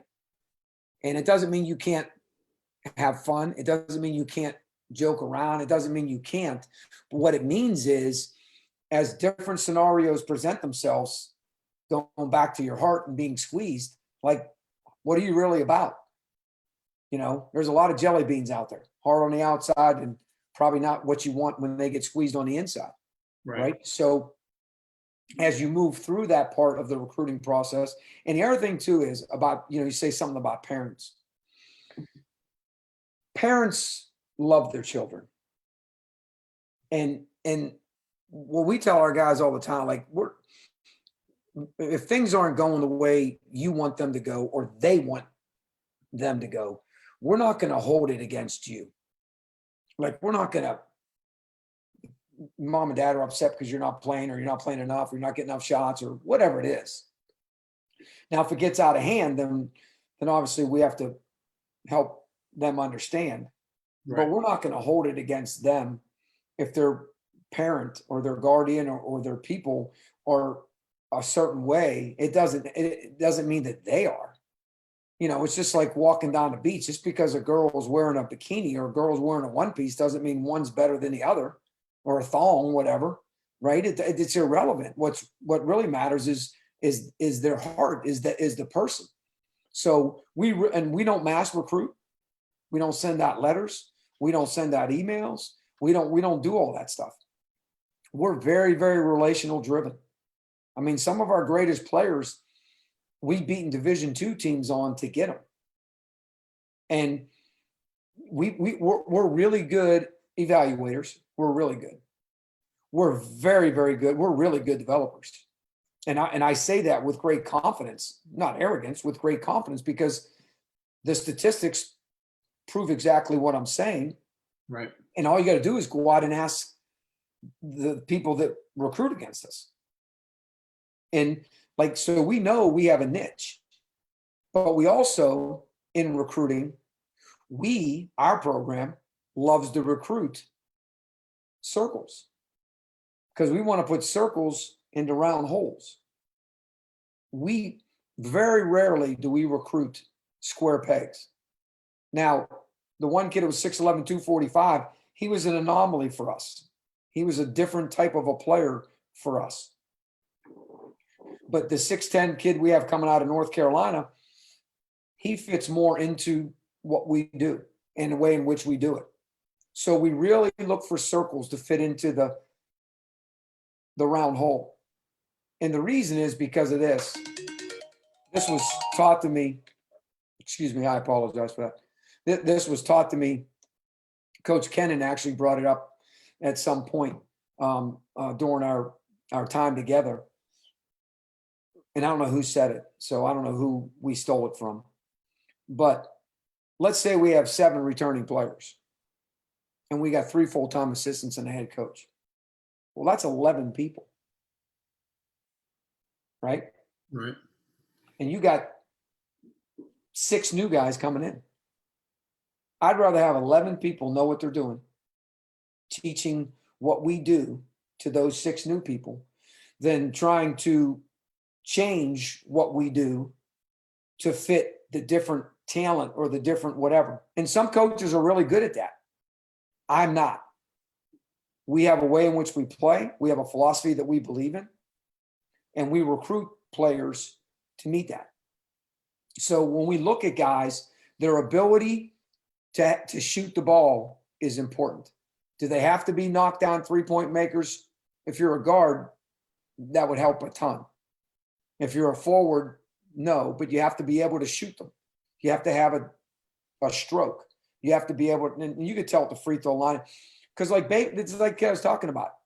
Like, he wasn't a knockdown guy. Davenport wasn't a knockdown guy, but they shot 37% or 36% for their career. Because but it fit into the way in which we play. So, and you got to be able to handle, and you've got to be able to facilitate. And the one thing about a facilitator is the best players we've had, Dallas Moore, all-time leader in assists, just got passed by Ivan Gandaya-Rosa. Ivan Gandaya-Rosa is the only player in the history of the Atlantic Sun, the only player in the history of the A-Sun, 20-some years of the league, to lead the league in assists for 3 straight years. Like, he can really score, though. So that lead guard, what you would call a point guard, we call him a lead guard, they got to be able to score the ball. But they got to be able to facilitate.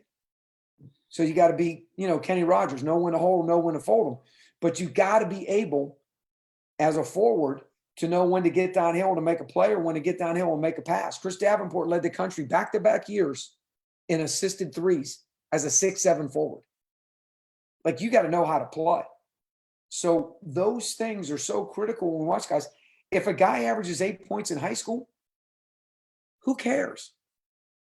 We have guys on our team, like, who cares? We have 5 guys average double figures this year. We almost had 6 one year.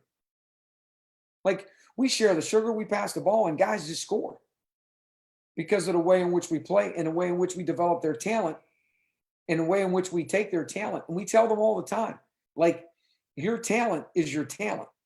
And don't allow your strengths to become a weakness, because you're always trying to work on things that you're just not able to do. Do we work on weaknesses? Absolutely. Do we try to make guys better in areas? Absolutely. But it's got to be like an 80-20 scenario. Because if we make it 50-50, now that strength that you had now becomes just average like everybody else. And now where your ducks really align. So when we're recruiting guys, they have to fit into our system and be able to dribble, pass, and shoot. I know that sounds silly, but they got to be able to do it. They got to be able to dribble, pass, and shoot. And we've been great at it. We've been great at finding those guys. And that's what makes us different. We can take those those guys that supposedly only Division II guys wanted. And now they're both all league players. The one kid's a sophomore that the NBA guys are starting to really, really enjoy because he's 6'8", and he can stretch the floor and he can play. So that doesn't make us right or somebody wrong for missing on him. What it makes us is good evaluators of character and talent that fits into how we're going to play. And I think the other thing too, coach, is you better get guys that coach can coach. Yeah. Because if guys don't like, the intensity or the passion that happens between the black lines, but I'm going to love you. I'm going to hug you.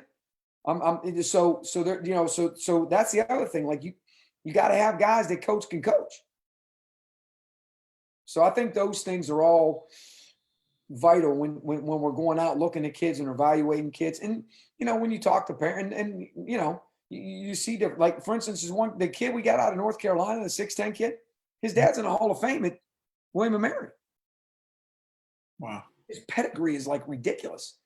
The kid Jonathan Ibar, the kid we got from down in Orlando, his dad was a really great player, 6'11", huge at FIU. A lot of the guys we signed, their parents played college basketball. And it not because that's something that we look for, we check the box on, but for this particular class, it's been, So let me tell you a good story about a kid we signed. Talk about recruiting, what recruiting looks like. Judge someone's character by where they act when no one's watching. This kid I knew about since 8th grade. A guy told me, you got to go see this kid, coach. He's up in the middle of nowhere and yada, yada, yada. Okay, whatever. So I go see him. Wow, is he good? Holy cow. This kid continues to, whatever. So I see him going into 10th grade on his AAU team. Now he's playing with Scotty Barnes, who's like the number one player in the country. All these coaches are there, right? And here's little old me come walking up, and like schools like us very rarely recruit kids going into 10th grade that early and sit there and, especially the head coach. We didn't have any scholarships. So I'm recruiting all these young kids. So I'm sitting there and, everybody's like, who you here to see? I'm just checking out the talent, see who's here. The game starts going, and they got a great player who's late. He comes, he's all disheveled. He's getting his shoes on. The kid we got recognizes that there's something wrong, and he's really looking through his bag. And the kid calls the coach. Coach goes down. Of course, the coach wants to get him in the game as quickly as he can. And the kid says, I know now. The kid tells the coach, I forgot, I left my shirt at the hotel. And the coach, does that and turns around and walks away. And the kid that's going to come play for us, he hears the kid. He gets up, he walks down. Now, I didn't hear the conversation, but I'm positive it went something like this. Hey, man, you sure it's not in your bag? Yeah, I looked all through my bag. It's not in my bag. All right, well, listen, all these college coaches are here, and I know that you want to play in front of them. So here, man, listen, just take my shirt and you play. He walks back down. He reaches behind the bench. They keep their bags right there. I'm sitting right there, coach. Coach, I'm sitting behind the bench. So he knows I'm there to see him. He takes off his shirt. He puts on his T-shirt. He throws the shirt to the kid. Kid puts it on. Kid goes in the game. The kid I'm there to see never gets off the bench, never plays. But again, as a coach, everybody thinks, how many threes? Can he handle the ball? Can he do this? Can he do that? Now the kid scored over 2,000 points in his high school career, and obviously I already knew his talent was going to be good enough. Kid was 6'5" already. But when you see someone do that, you think, man. And then when you find out about his life, and you find out about where he comes from, and you find out about what he has or doesn't have, or you find out about his shortcomings, or you find out about who's raising him, or you find out about who's pouring into him, then you're like, wow. I talked to him last night. He had to do something get one of his forms filled out. I called him on the phone, and you could see he was just sitting down on the back of somewhere, and I forgot. I forgot it was Wednesday night. I said, "You good?" He said, "Coach," I said, "Can we talk?" He said, "Yeah, in about X amount of time." I said, "You good?" He goes, "Yeah, I just got done with the last set on the drums." I go, "Oh, I forgot. He drums at a church." I forgot. But I'm saying, I didn't know that. Like, I mean, you don't know that. It's his uncle's church, Right. But, so when you look at kids or when you're recruiting kids and, you know, see a kid like picking up all the cups and throwing the trash away, you're like, oh, I don't know why he's doing that. Now, is he doing that because the coaches are sitting here, or is he doing that all the time? You have to look at that too. Right. Is a guy putting on a show or. So what would be your two most important characteristics of you as a coach? Well, first of all, sometimes I think our greatest strengths are our greatest weakness. So, I'm going to tell you the truth. And sometimes it is what it is. And, but I think it's important and I think it's critical. And I think another thing that I've really grown to get good at is telling people, adults, staff, administrators, players, when I'm wrong. And I made a mistake. I did that wrong. I shouldn't have, whatever it is. And when you say you're wrong, does not mean you're apologizing. It just means that you're admitting error. And because I'm just like, you're not apologizing that you changed this scenario, or I'll give you a good example. Coming in transition, you want to go to man, and I get up and I yell, the man call, go man, go man, go man. And it happens all the time. What happens when you try to go man? They make a 3, right? And, and then that guy's looking at you, like, what are you doing? And we don't, like, you do that my bad stuff, you're going to run for us, right? I'm not going to say my bad, but hey guys, listen, I made an error. I made a call that at that particular time I thought was the right thing to do, but obviously it wasn't, and it put you in a position that wasn't fair for you. That's all. But I think what it does is it provides them the opportunity when they screw up or when they do something, they do the same. So we really try to find scenarios where that helps them grow too. And I've gotten better at that. I think another thing too that is what it is, I care about people. And I don't know if that's, sometimes it's, I probably do too much of this or too many of these, or I'm not a good no sayer. Or, I just feel like every day, if I can make a difference in someone's life without putting my family at risk or without taking away from my children or my wife or whatever, not, but if I can make a difference. And so when people ask me to do things, I try everything I can. And if I can't, I'll try to get somebody else that's involved with us that can have the same message or whatever. And very, very rarely in my 11 years have I been paid to present. Very, very, very rarely. I don't even know if I could count it on my hand. Even a gift card. Now I get plaques, and when I do Rotaries and all, you get the pens and the plaques, and they donate the polio shots and the books to elementary schools and all that stuff. But I'm talking about leadership speaking, or when I do those things, but I mean, like I spoke at a church. I got to preach at a church a couple years ago, and I did it on from NF's new song, The Search. It was 2 summers ago. And what's crazy is one of our greatest players came, and unbeknownst to him, but we knew something was there. The lyrics that I used and what I talked about was actually what was holding him back. And none of us knew. We thought his life was great. I mean, I married him.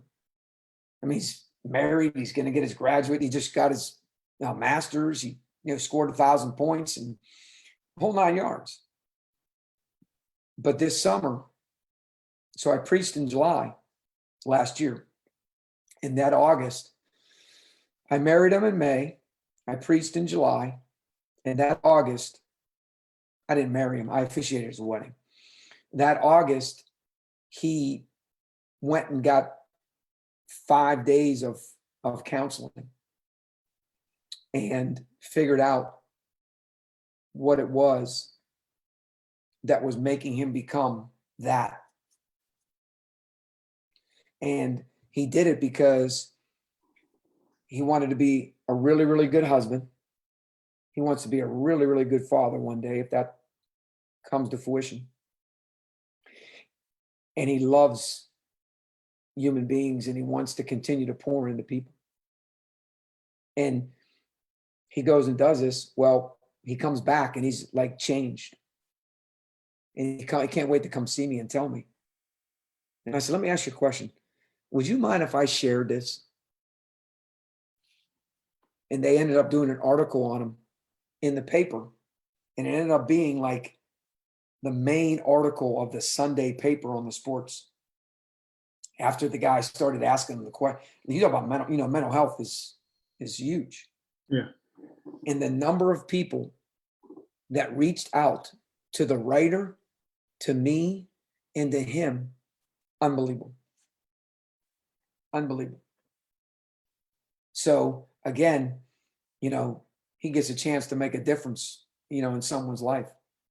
So I think that's one of the things I really enjoy in life is just trying to make a difference in someone's life. What is your coaching philosophy? What do you offensively, defensively? What do you thrive on, or what do y'all thrive on? Winning. I think everybody thrives on winning. Well, everybody thrives on it, but let me tell you something now. It ain't easy. It ain't easy. Winning ain't easy. Offensively, we have a saying, it's not rocket science. And the more simple you are, the better you are. And the more that we can be positionless, which we are, and the more you can play multiple positions, the better chance you are to get on the floor. And the more you understand good, better, best, never let the rest of your good's better, your better's best, just like Tim Duncan's grandmother told him, the more success you're going to have with us. And we share the sugar as well as anyone. We play with an incredible pace. We take shots that we feel are the best shots at that time for our team to have success. We don't encourage long twos. We like layups and dunks and wide open threes. In 25 games against mid-major opponents like us, we took 100 more threes than we did layups and dunks. Let me repeat that. We took 100 more threes than we took layups and dunks, which is amazing if you think about our team. We took 70 shots that weren't layups and dunks or wide open threes in 25 games. That's less than 3 a game. Wow. So offensively, we really believe whoever gets the rebound is allowed to push it. And if you're a marginal 3-point shooter and they shot, listen to this, they shot 39% on the year and 46% in the league are guys that are marginal, not high volume 3-point shooters. And that's because we practice, we give them confidence, we encourage, and they're only going to take as a group 1 or 2 a game. And So because we have that kind of ability, that philosophy, and that freedom, whatever you want to call it, and we coach it. And if there's a shot that, like, I can remember like yesterday. I can remember like yesterday when JT was redshirt and come from Ole Miss, the kid I was just talking about. And I can remember he's a big time 3-point shooter. He led the league in 3-pointers made this year. And I remember saying to him, like, he took a bat, and I remember blowing a whistle, and I mean, really, really, really getting into him. You know, and again, you know, if you take it personal, I don't make it personal. I don't call him a no good mother effer or nothing like that. I'm not going to do that. But I got into him. I coached him. But, you know, later as he grew through it, look what he became. Right. So, you know, that's the part that you have to understand. We want to score at every opportunity, under OB, side OB, jump ball, start of the half, end of the half, any opportunity you can possibly score on, we're trying to score.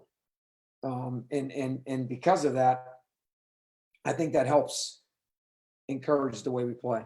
Defensively, we won the championship and went to the NCAA tournament. The first championship, we played mostly all man-to-man, some zone. We won the second championship, we played almost exclusively zone. And then this year, we played exclusively zone.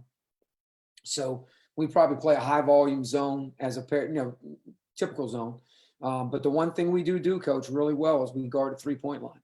So we understand its value on both sides of the fence. And I'll give you an example. We were the best 3-point differential team in the country. We scored 11.8 a game and we gave up 4.8. So it's a +7 times 3, that's 21 points.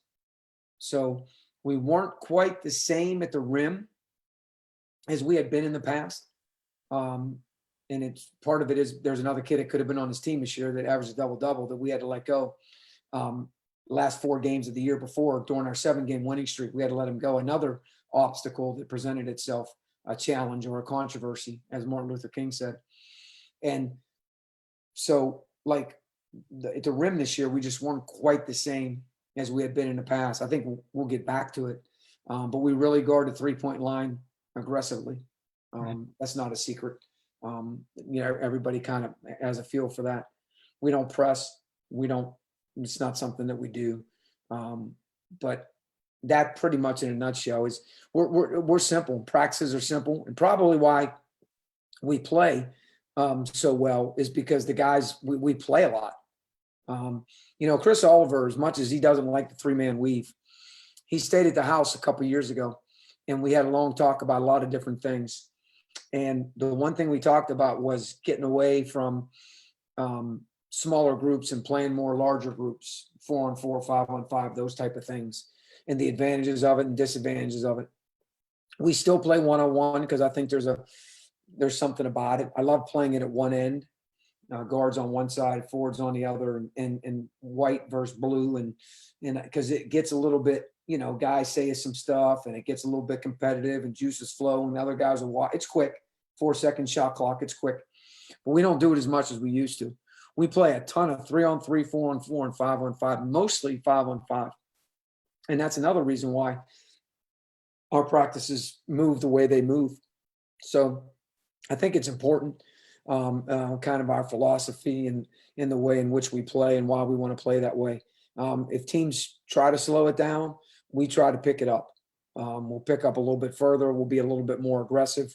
We'll do some, you know, whatever it is we can do to try to get it. I remember I remember one time somebody tried to hold the ball against us, basically, you know, pat it around and then like shoot below 10. After about the 4th possession, I turned to the staff and I said, we ain't letting this happen. We ain't doing this. And so we started just literally like playing like a one-man rover. And he just ran up and just started trapping the ball. And we were able to, next thing you know, bada bing, bada boom, we get a turnover, we get a this, and we're, you know, next thing you know, we're up 20. And like, but it was in a half court. It wasn't, you know, full court.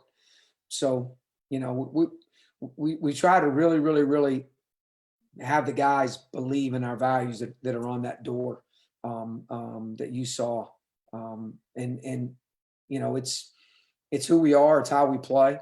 It's fun. Fans love it. You know, people love to see it. I've gotten so many incredible compliments just watching us play. You know, one year we led the country in under OB scoring. You know, pro guy, and that's the other thing too. Like our staff sees something, they like it. Next thing you know, we kind of tweak it a little bit, and I think that's where coaching is really good.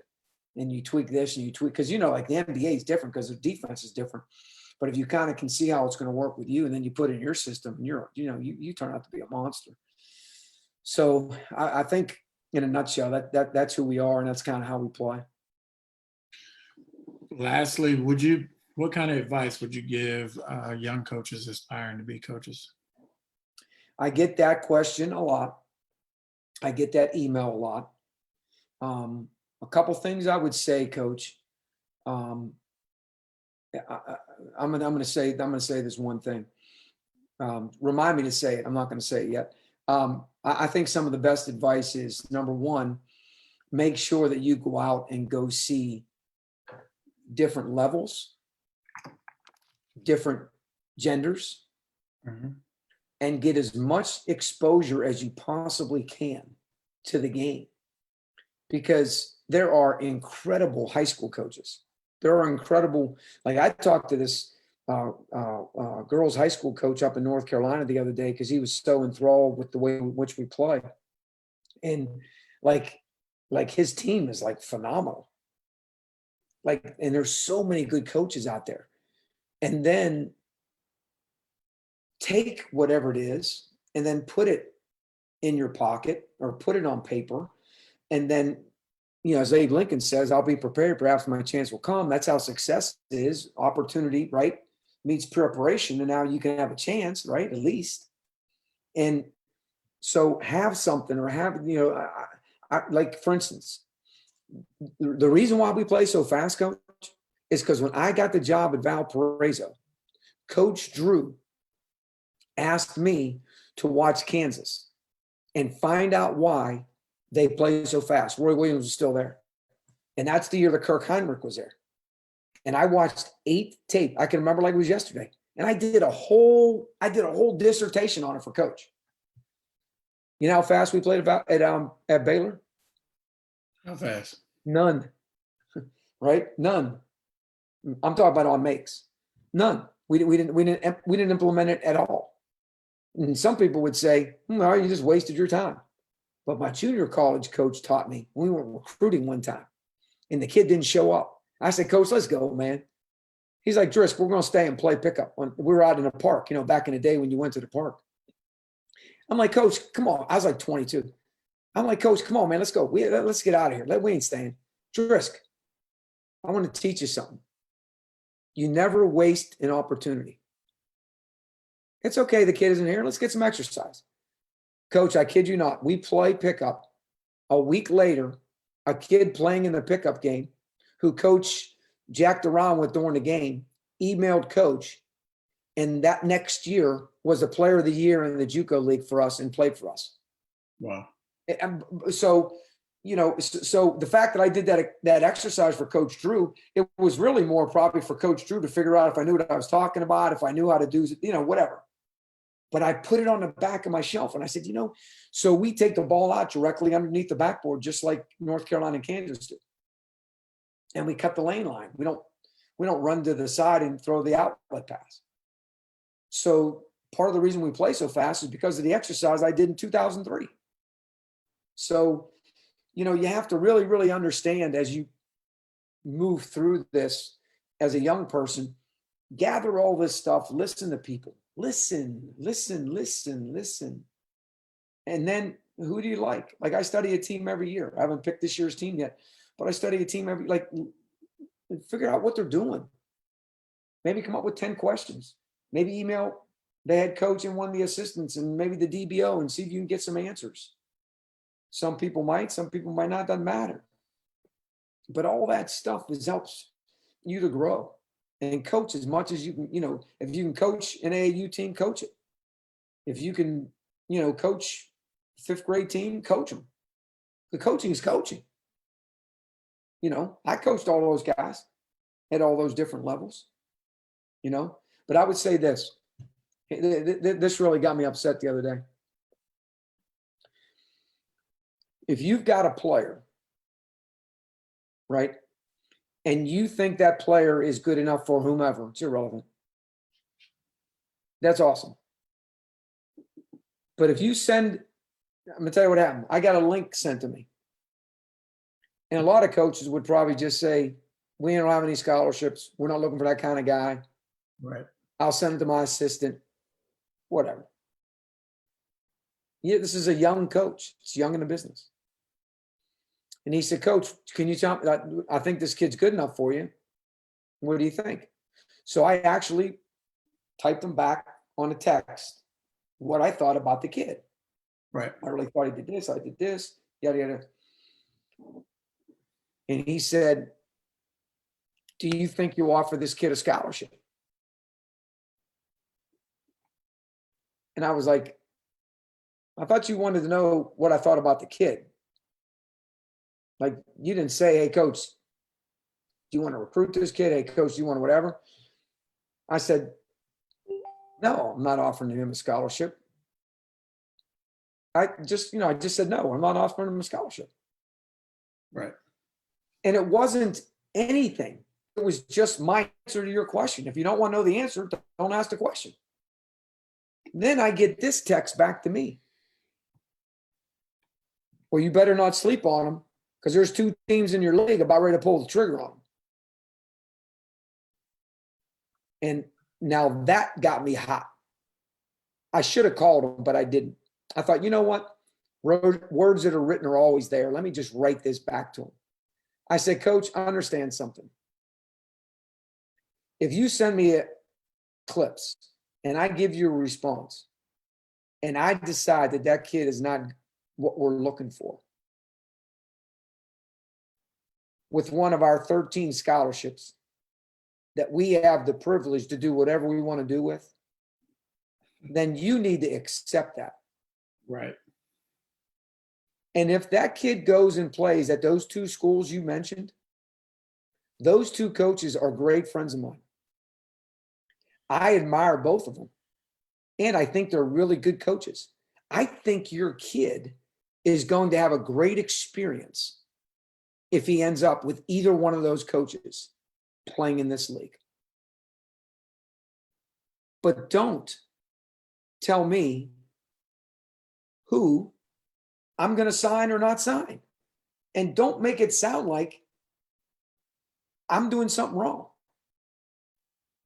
Like that stuff really bothers me. Just say, Coach, I appreciate it. Thanks for giving me the insight. And that's it. Now, if you want to get mad and never tell me about another player, that's you. That's you being immature and being a little baby. Right. I'm just giving you my opinion. We don't need the kid. We don't give him a scholarship. Like, don't be mad. And certainly don't say, well, he's going to be in your league. And by the way, FYI, he's not going to be in our league. But anyways, but it's just like, don't threaten me. It's our scholarship. We'll do what we want to do with it. So I think as a young person and all that kind of stuff, I think you have to understand, if people don't want something or don't want one of your kids or don't want, that's okay. But don't tell me I'm going to miss the boat. You know how many times I've missed the boat? A lot. And guess what? I'm probably going to miss it a lot more. It's just, there's so many kids. So anyways. Well, what was the one thing that you wanted to say that you told me to hold on to? That was it. Okay. Yeah, that was it. Well, Coach, I didn't even let you hold on to it. I thank you for doing the live portion. I'm going to pull us off a live here. Please like and share this video, Facebook. It will be on my YouTube channel, Full Court Press with Coach J. You put my Twitter handle up? Yeah, I can put it. I'll put it on. I'll go back on the post and put it up. You just tell me what it is, and then I'll go back and put it up. Or you can send it to me in text, and I'll put it back up. Yep, I'll do that. I'm going to take us off live. Thank y'all for tuning in. Hey, thank you. Thanks for having me. No problem.